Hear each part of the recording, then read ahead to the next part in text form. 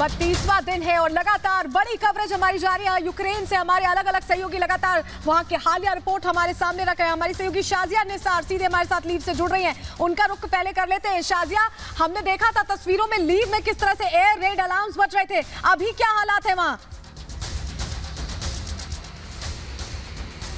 देखिए, सलोनी कल से लेकर अब तक, कल शाम से लेकर अब तक back to back 6 missile attack के बाद से इस समय लवीव की सड़कों पर वीरानियत पसर चुकी है। तस्वीरें मैं सबसे पहले आपको दिखाना चाहूंगी चारों तरफ की, जहां पर भारी हुजूम कल तक नजर आ रहा था, भारी भीड़ इन सड़कों पर नजर आ रही थी। आप देखिए यहाँ पर सन्नाटा पसरा हुआ है। कल से लेकर अब तक गिने चुने लोग इस समय आपको सड़कों पर नजर आएंगे। ये भी न जाने कब तक नजर आ रहे हैं, क्योंकि कल एक नहीं, दो नहीं, बल्कि back to back 6 missile attack किए गए। बॉम्बिंग साइट की तस्वीरें सबसे पहले रिपब्लिक भारत ने अपने दर्शकों के सामने रखी और दिखाया किस तरीके से जिन जंगलों से दिन और रात, दिन और शाम लगातार रिपब्लिक की टीम रिपोर्टिंग कर रही थी, तस्वीरें दिखा रही थी, उन्हीं जंगलों में अटैक किया गया, रिफाइनरी को अटैक किया गया और एक नहीं, दो नहीं, बल्कि बैक टू बैक 6 अटैक्स किए गए। मिसाइल अटैक थे। लोग भागे भागे हमारे पास आए, उन्होंने कहा कि वहां पर रॉकेट गिर गया है। ये सिचुएशन थी।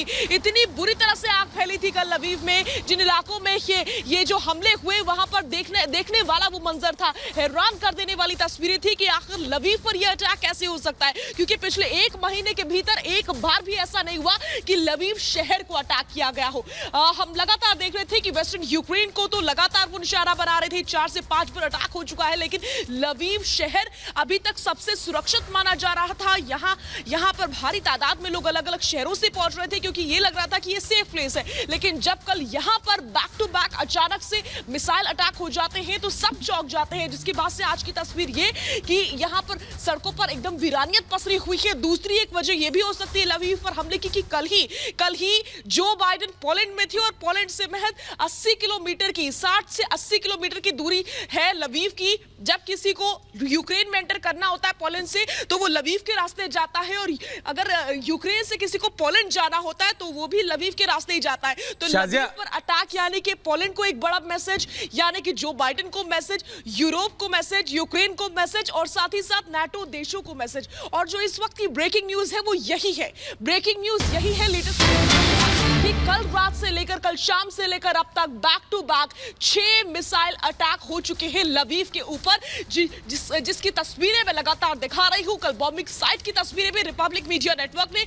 अपने दर्शकों को सबसे पहले दिखाई थी। और इस समय किस तरीके से अटैक्स के बाद से जो लवीव की सड़कें हैं वहां पर वीरानियत पसरी हुई है, सड़कों पर सन्नाटा है। भारी तादाद में यहाँ पर लोग घरों से बाहर निकलते थे, लेकिन आज हम देख रहे हैं कि इक्का दुक्का लोग ही नजर आ रहे हैं। ये सीधे तौर पर बताता है कि लोग बहुत ही ज्यादा डरे हुए हैं। सलोनी सिचुएशन ये रही कि रात भर यहाँ पर एयर रेड अलर्ट जारी किया गया है, सायरन बजते रहे, खौफ ज़दा कर देने वाली ये सायरन। आप समझ सकती हैं इन सायरन की आवाजों के बीच कोई सो भी कैसे सकता है, ये सिचुएशन बनी हुई है अभी इस समय लवीव में। लवीव जो कि यूक्रेन की ऐतिहासिक धरोहर है।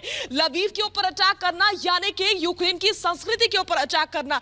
लवीव में ही तमाम ऐतिहासिक इमारतें हैं, मूर्तियां हैं, ये पूरा शहर ही बहुत खूबसूरत शहर है, और इसके ऊपर अटैक करना यानी कि सीधा सीधा यूक्रेन की संस्कृति पर अटैक करना। मैं बताना चाहूंगी सलोनी अपने दर्शकों को कि यहाँ पर दूसरे विश्व युद्ध के जमाने के बंकर से, दूसरे विश्व युद्ध के जमाने की जो इमारतें हैं तब से लेकर आज तक वो सुरक्षित रखी जा सकी अलग अलग तरीकों से, और अभी भी इस समय भी उनको कवर कर दिया गया है ताकि उनको क्षति ना पहुंचे इन हमलों से। बिल्कुल, तो ये बड़ी जानकारी आप वहां से दे रहे थे। एक और बड़ी खबर अपने दर्शकों को बता देते हैं हम, यूक्रेन पर रूसी हमला जो है वो तेज हो गया है। बड़ी जानकारी दे दें हम, रूसी हमला तेज हो गया है यूक्रेन पर। सुखोई 25 से यूक्रेन पर बड़ा हमला बोला गया है, यूक्रेन के सैन्य ठिकानों पर हमला किया गया है। तो देखिए लगातार यूक्रेन पर रूसी हमला तेज हो गया है और जानकारी मिले लगातार सुखोई से हमला किया जा रहा है। हम तस्वीरें भी दिखा रहे हैं, फर्स्ट एंड एक्सक्लूसिव तस्वीरें रिपब्लिक भारत पर आप देख सकते हैं। ये तस्वीरें बयां कर रही है कि रूस कैसे ताबड़तोड़ हमला यूक्रेन पर कर रहा है, लगातार वो हमलों को तेज कर रहा है। तस्वीरें लगातार आपको दिखा रहे हैं। सुखोई 25 से यहाँ पर हमला किया जा रहा है, यूक्रेन पर बड़ा हमला देख पा रहे हैं आप तस्वीरों में, किस तरह से टारगेट सेट करके उसे नेस्तनाबूद किया जा रहा है। और ये हमले 32 दिन से जारी है, 32 दिन से अलग अलग शहरों में नुकसान की तस्वीरें लगातार हम आपके सामने रख रहे हैं, जो बता रही हैं कि किस तरह से रशिया रुकने का नाम नहीं ले रहा है।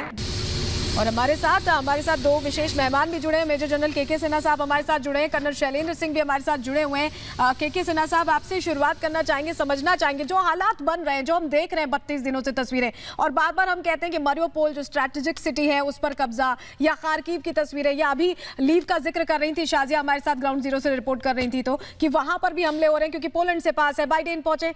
ये थमेगा कैसे? ये रुकता तो दिख नहीं रहा है सर। देखिए, मेरा तो पहला दिन से ही मानना है, मैं ये कहता रहा हूँ, जो फेज़ 1 ऑपरेशन है उसमें 28 से 35 दिन बोला था ये, और आज 32 दिन है। तो देखिए, ये एक फ्रोजन कॉन्फ्लिक्ट है। इसको आप ये कहेंगे कि कोई इसके वारे नारे निकलेंगे तो ये नहीं, क्योंकि बहुत बड़ा मिलिट्री एम है, बहुत बड़ी जियो स्ट्रैटेजिक एम है, टोटल रीअलाइनमेंट है, तो इसमें तो समय लगेगा ही। और देखिए, रशिया ने जैसे भी पहले किया, जॉर्जिया में भी किया, तो वहाँ पर एक फ्रोजन कॉन्फ्लिक्ट है। तो आप देखिएगा फेज़ 1 जो वो कहता है फेज़ 1 ऑपरेशंस आर ओवर, तो फेज़ 1 ऑपरेशंस पे वो उसने किया था कि 2 एम है, डीमिलिटराइजेशंस और डीनाजिफिकेशन। तो वो कहता है हमारी तरफ से ये पूरा हो चुका है। और मेरा ये मानना है कि जो वो लेकर एम आया था, वो हम लोग बार बार ये कहते हैं, मीडिया में उठता है और वेस्ट से ज़्यादा आती है कि कब्जे के लिए आया है। कब्जा तो वो एक ही जगह करना चाहता है, वो है डॉनबास का इलाका, जिसमें वो लुहांस्क में 95% एरिया को उसने अपने कब्जे में ले चुका हो। डोनेस्क में वो कहता है 56%। तो फेज़ 2 जो मेन ऑपरेशंस हैं, इस इलाके को लिबरेट करना है। तो आप पूरे तरीके से देखें तो डोनेस्क के इलाके में या डॉनबास के इलाके में 70 से 75% एरिया तो ऑलरेडी कैप्चर हो चुका है। 25% जो एरिया है वहाँ पर मसला ये है कि एजॉव बटालियन आप जो नाम सुनती हैं, जो एजॉव रेजिमेंट है, उसकी 4 बटालियन उधर कॉन्सेंट्रेटेड है। उसको उसने बर्बाद करना है, उसको ख़त्म करना है, क्योंकि वो उसके अनुसार वो नियो नाजीज का जो बात करते हैं, यही है एजॉव बटालियन। और एक बड़ा सवाल भी उठता है, मैं कर्नल शैलेंद्र सिंह आपसे पूछना चाहूंगा, ये विश्व युद्ध की ओर कहा जा रहा है कि एक बढ़ रहा है उस तरफ ये लड़ाई, ऐसी कहा जा रहा है कि बाइडेन पहुंचे हैं पोलैंड, वहां जो बयान दिए उन्होंने, वो युद्ध रोकने की कोशिश नहीं, बढ़ावे की कोशिश कहा जा रहा है उसे। क्या वाकई उस ओर बढ़ रहे हैं हम? अगर आप मुझे इजाजत दें तो उससे पहले अगर आप देखें, आप सब लोगों ने कहा कि भारी नुकसान हो रहा है। किसका हो रहा है? किसका भारी नुकसान हो रहा है और किसका होना चाहिए? इस सारी चीज की जड़ कहां है? कौन है इसका क्रिएटर? क्या हम ज़ेलेंस्की को माफ कर पाएंगे? मैं साइड नहीं लूंगा रशिया की। रशिया ने जो किया है वो गलत किया है, अमेरिका के उकसावे में। लेकिन ज़ेलेंस्की को हम छोड़ सकते हैं? यूएस को क्यों छोड़ सकते हैं हम? मुझे ये बताइए भाई, आपके कहने से हो रहा है ये युद्ध, और अब ये मेरे ख्याल मोर और लेक एक एक्सेप्टेड ट्रुथ है कि एक्चुअली रशिया चाहता तो कभी भी यूक्रेन के ऊपर कब्जा कर सकता था। वो फेज़ 1 कहें, फेज़ 2 कहें, फेज़ 4 कहें, ये सब बात है। ये बात मैं बड़ी जिम्मेदारी से इसलिए कह रहा हूं कि इंफॉर्मेशन वॉरफेयर में जब रशिया को दिखा होगा कि भाई हमें लेट हो गए हैं, थोड़ा ज्यादा टाइम लग रहा है, पूरा वर्ल्ड क्रिटिसाइज कर रहा है, तो अब उसने एक स्टेटमेंट निकाल कर दे दी कि तो ये हमारा फेज़ 1 था, हमने प्लान किया हुआ था। ठीक है सर, माफी के साथ आपको रोक रही हूँ, बड़ी खबर आ रही है, उसके लिए शाजिया के पास चलेंगे। शाजिया, क्या बड़ा अपडेट मिल रहा है आपको? देखिए, बड़ी जानकारी मुझे युद्ध के 32वें दिन ये मिल रही है कि 32वें दिन यूक्रेन रूस को लेकर के बड़ा दावा कर रहा है। यूक्रेन ये दावा कर रहा है कि उसने रूस को भारी नुकसान पहुंचाया है इन 32 दिनों के भीतर। आज युद्ध का 32वां दिन है, 32वें दिन भी रूस के हमले लगातार जारी हैं, लेकिन यूक्रेन की तरफ से ये बहुत बड़ा दावा किया जा रहा है कि इन 32 दिनों में यूक्रेन ने रूस को बहुत बड़ा नुकसान पहुंचाया है। 16,000 से ज्यादा, 16,600 से ज्यादा जो रूसी सैनिक है उनको मार गिराया है। इसके अलावा जो सैन्य उपकरण है उनको भी तबाह कर दिया, जिसमें तमाम टैंक आते हैं, ट्रक आते हैं, बख्तर बम गाड़ियां आती हैं, वो फाइटर जेट्स आते हैं, या फिर मैं कहूं कि कोई और सैन्य वाहन। इन तमाम सैन्य वाहनों को निस्तनाबूद किया गया यूक्रेन की तरफ से। और इसके अलावा जो जवान है, रूसी सोल्जर्स जो हैं, उनको भी मार गिराने की बात कही जा रही है। 16,600 ये संख्या बताई जा रही है रूसी जवानों की, जिनको खत्म कर दिया है यूक्रेन ने। तो 32 दिन बाद यूक्रेन ये बड़ा दावा कर रहा है, लेकिन रूस भी बड़ा दावा कर रहा है कि उसने भी यूक्रेन को नुकसान पहुंचाया है। और कहीं ना कहीं यूक्रेन की तरफ से जिस तरीके से लगातार ये दावे किए जा रहे हैं, उससे ऐसा लग रहा है कि रूस जो है वो बौखला गया है, कॉन्शियस हो गया है, और इसीलिए लगातार जो वीडियोस जारी कर रहा है या फिर हमले तेज कर रहा है, वो बौखलाहट में कर रहा है। अनूप और बिल्कुल सलोनी। देखिए, ये एक बड़ी खबर दे रहे हैं, एक बड़ी जानकारी हम भी दे दें। बड़ी खबर युद्ध क्षेत्र से ही मारियोपोल एयरपोर्ट की नई तस्वीर सामने और खंडहर में पूरा एयरपोर्ट नजर आ रहा है। बिल्कुल खंडहर में तब्दील हो गया है मारियोपोल एयरपोर्ट। एयरपोर्ट पूरी तरह से तबाह हो चुका है। देखिए लगातार रूस हमलावर है यूक्रेन पर और मारियोपोल जहां सबसे ज्यादा हमले रूस ने किए थे, वहां से खबर आ रही है कि एयरपोर्ट जो है पूरी तरह से मारियोपोल का खंडहर में तब्दील हो गया। तस्वीरें में आपको दिखा रहे हैं, ये कभी खूबसूरत एयरपोर्ट हुआ करता था मारियोपोल का, लेकिन जो हालत है इसकी वो आप इसे देखकर अंदाजा लगाइए कि बिल्कुल खंडहर में ये तब्दील हो चुका है। फर्स्ट एंड एक्सक्लूसिव तस्वीरें आपको रिपब्लिक भारत पर हम दिखा रहे हैं। जंग में बिल्कुल आर पार की तस्वीरें इस वक्त हम आपको दिखा रहे हैं। आर पार के मूड में रूस भी नजर आ रहा है। एक रिपोर्ट के जरिए आपको समझाते हैं आखिर क्या हो रहा है इस वक्त यूक्रेन में। मारियोपोल में भारी तबाही, रूस के हमले से हाहाकार, बचाव के दौरान 2 बच्चे भी घायल। रूसी सेना के हमले से यूक्रेन का मारियोपोल शहर कराह रहा है। शहर के कोने कोने से आ रही तबाही की तस्वीरें बर्बादी की तस्दीक कर रही है। बीते 32 दिनों से जारी जंग में मारियोपोल शहर रूसी सेना के निशाने पर रहा है, जहां हर दिन दोनों ओर से वार पलटवार का सिलसिला लगातार जारी है। रूसी सेना के हमले के बाद इमारतें आग की आगोश में हैं। लोगों के शव यहाँ वहाँ बिखरे पड़े हुए हैं। लगातार हो रहे हमलों के खौफ से यहाँ के अधिकांश लोगों ने पलायन कर लिया है और बचे हुए लोग जिंदगी की जंग लड़ रहे हैं। इन तस्वीरों को देखिए, भारी तबाही के बाद यहाँ मलबों के बीच जिंदगी की तलाश चल रही है।